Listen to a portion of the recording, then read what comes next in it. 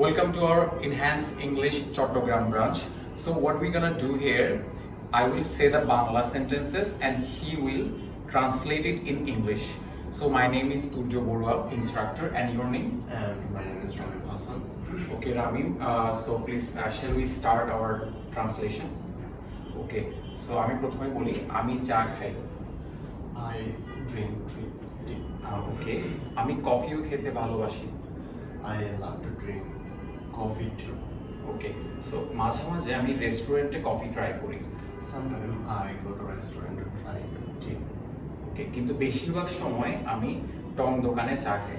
But most of time I go to roadside tea stall to drink tea. ওকে, এর কারণ হলো আমি মনে করি রেস্টুরেন্টে চা খাওয়া শুধুই টাকা নষ্ট। Because I think drinking tea at restaurant is nothing but a waste of money. Okay, thank you so much.